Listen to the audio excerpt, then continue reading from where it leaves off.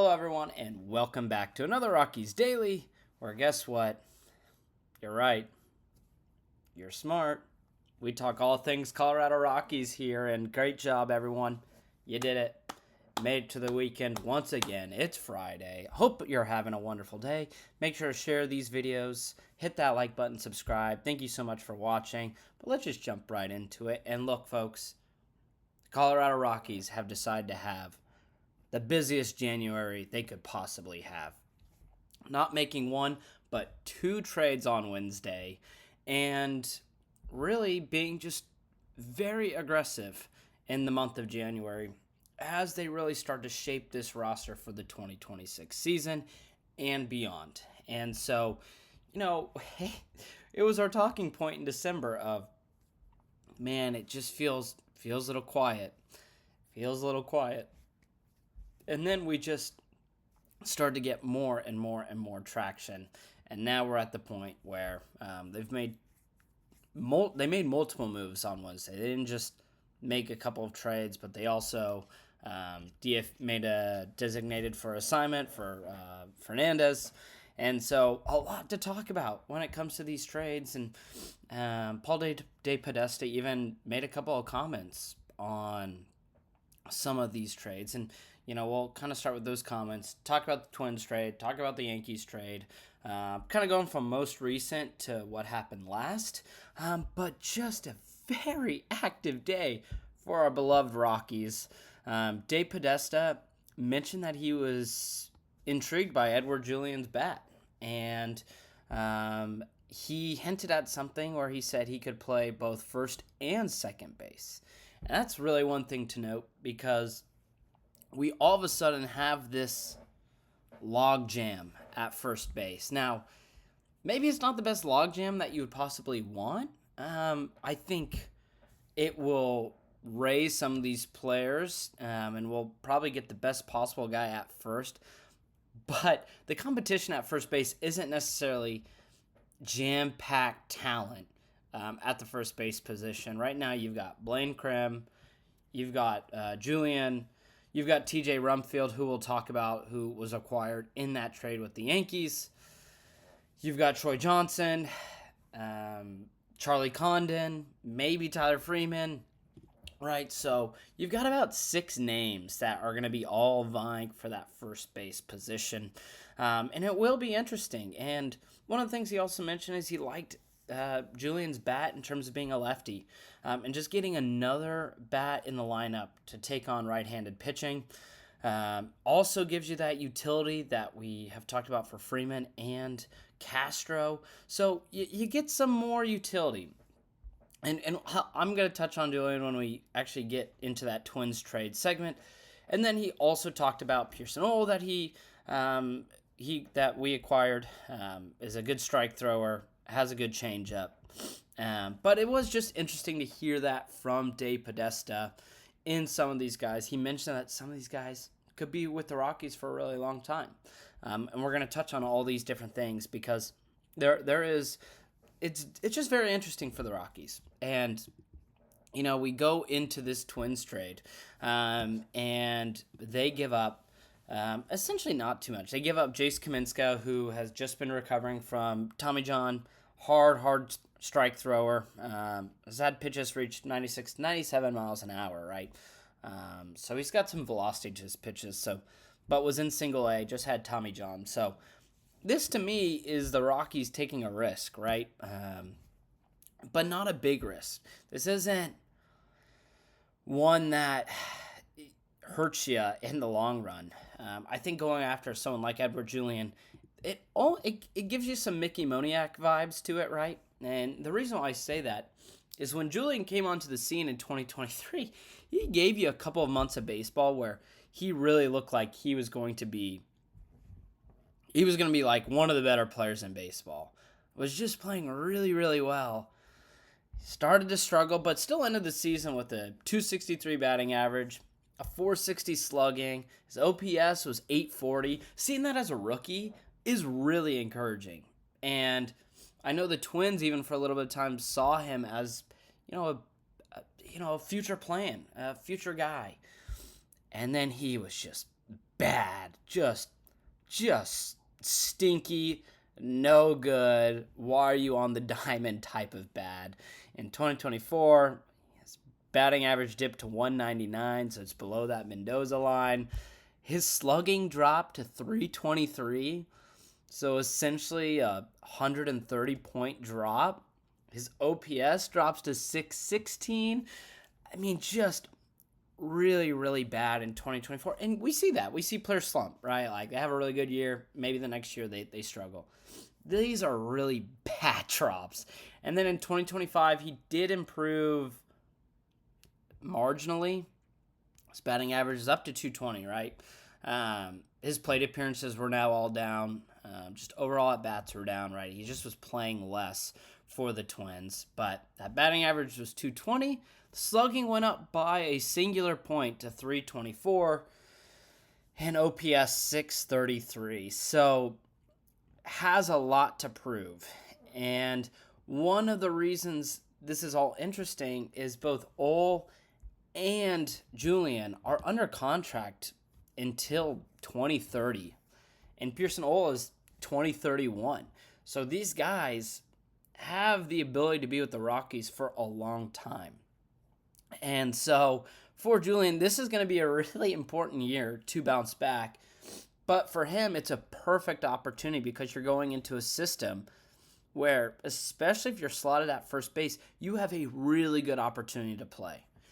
And he probably has a great opportunity to be opening day starter, right? And that could be the plan until Charlie Condon is brought up. And I don't see really any issues with that. You're taking a risk on a guy that has been bad since his rookie year, but you know what? It's not a bad deal. And then for Pearson Ole, he's got a pretty decent changeup. It'll be a changeup and fastball that he uses pretty often. His biggest thing is he just doesn't have a lot of velocity, and that scares me at Coors Field. It's just, it's below league average for all of his pitches. His four seam is about 91 miles per hour. And so he's at risk of giving up a lot of home runs. And at Coors Field, it could be batting practice for some of these pitchers. And you get why they take the risk, right? He's a guy who's only been in the league for a couple years. You get why you take the risk on someone like this, because he can improve, right? He's still young enough where we can see some development, but there is that concern there, and that's why this trade was made. It freed up a roster spot because Ole was designated for assignment, so the Twins had to trade him, or they were going to lose him. So it was a trade or lose type of thing for the Twins. And the Rockies kind of jumped on that. And they get a 2-for-1. So, final thing, too, I'll mention about Julian is he actually is he's pretty good at drawing walks. And Dave Podesta mentioned they need guys to be able to get on base, good base runners. And for him, his rookie year, he was in the top 2% in drawing walks. But he's still been relatively good and disciplined at the plate.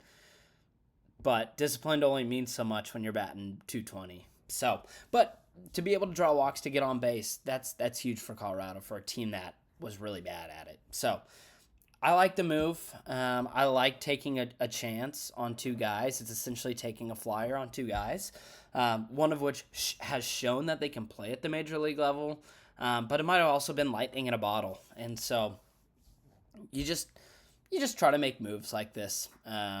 Especially as a team that Dave Podesta has mentioned, they are just trying to figure things out, what works and what doesn't.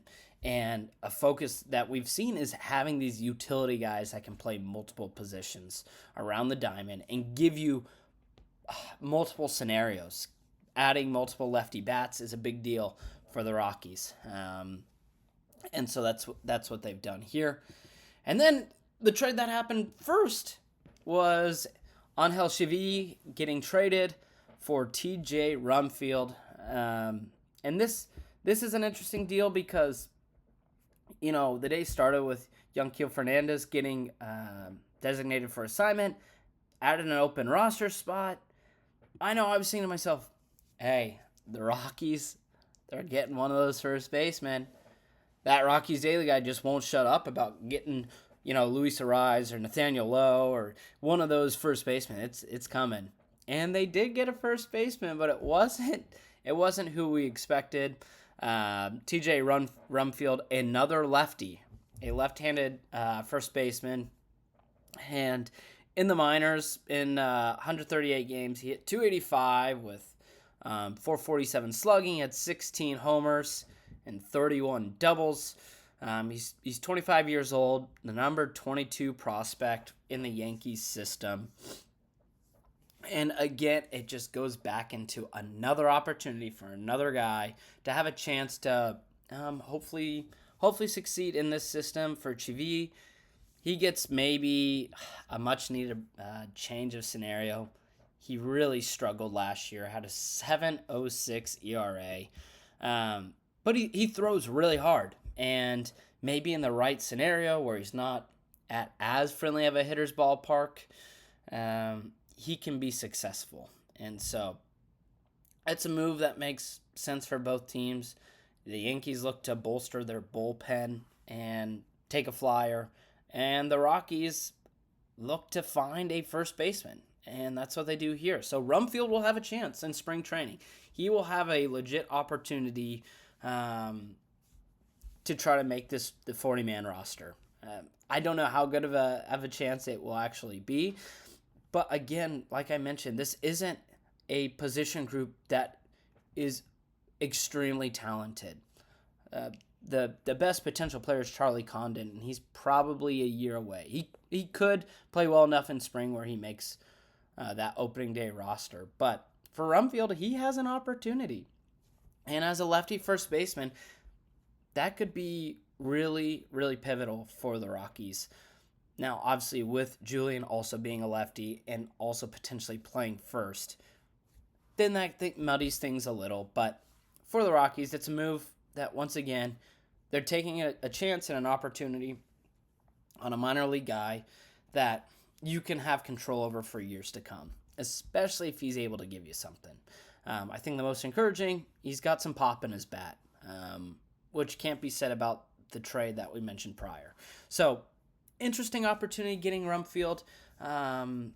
It's a trade where both players are probably grateful just in terms of being able to play. I'm sure Rumfield's like, man, I'm going from the Yankees organization to the Rockies organization. But this is a new Rockies organization. So just have to think that way. And an opportunity to play at the major league level is what all these guys want, right? Like, you're not playing to just be like, man, I've always dreamed of being a AAA baseball player. No, that's not what they're thinking. They're thinking, I want to get to the major league level. This gives Rumfield his best opportunity to do that. And then finally, let's talk about Yanquiel Fernandez. That's how the day started. He gets designated for assignment. His time is most likely done in Colorado. And last year he was a really positive prospect when the Rockies brought him on. But last year, hit 225, 348 slugging with a 30% strikeout rate and 147 appearances at the plate. And he was really known for having power. And he just didn't give you any power at the major league level. And so, my voice just cracked. That was a little awkward. But the show goes on. Regardless, Fernandez, he's meant to give you a little pop in the bat. He just didn't give you that at Coors Field, no less. And so I think that's the frustrating part. So kind of like what we saw with Pearson Hole, the Rockies will have a few days to be able to trade him, or he'll hit the waiver wire, and I bet someone picks him up. He's young enough where a team will look at that and say, hey, we're going to take an opportunity on this guy, and we'll see how it plays out. So it's a bummer. You kind of wish Fernandez could be something more, but it also makes sense. It frees up a roster spot that then was later used for that Twins trade. Frees up that roster spot, and obviously that outfield The word of the day, or words of the day, is logjam. One word, two word. One word, two word. I'll look that up after the show.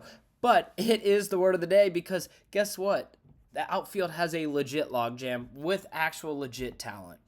And Fernandez was on the bottom of that totem pole. And because of that, he's probably no longer going to be a Rocky, which is obviously a bummer. It's tough to see younger players go, but the Rockies aren't afraid to do that. They've done that with a few players already this offseason. And that's all part of their strategy to just have the guys that will work at Coors Field. So, Paul DePodesta, Josh Burns, you have to just trust what these guys have been able to do this offseason. They've been very, very active in the month of January as we get closer to spring training, right? The next time we record and release an episode, we'll be about 10 days away. And it's hard to believe we're already that close. So, for another episode of Rockies Daily being done, I hope you have a wonderful, wonderful weekend. If you liked the video, make sure to subscribe, share, hit that like button. Just keep clicking it, but just click it enough where it turns into a blue thumbs up. Regardless, thank you so much for watching. I really appreciate you. Have a wonderful weekend, and I will see you Monday.